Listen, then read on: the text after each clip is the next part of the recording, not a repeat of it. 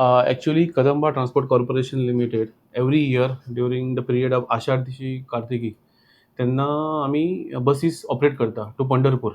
So these years also we have made a timetable. We have total 10 buses will be leaving from Goa to Pandharpur. Uh, so one 3 buses will be leave on 24th of July, and another 7 buses will leave Goa on 27th. So we have kept a nominal fee of 500 rupees. So I will request the Bhaviks to take the advantage of this. So same buses will come back. Hmm. We have other. We have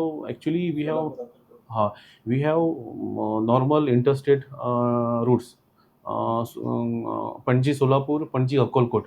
Those buses will also be routed through Pandharpur. So those 2 buses will be in addition to these buses. So we have prepared one chart असा.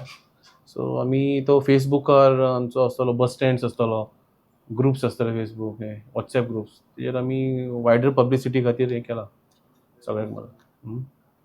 Okay. So along with date, time table आनी रूटूय आमी mention केल्ले आसा सगळे.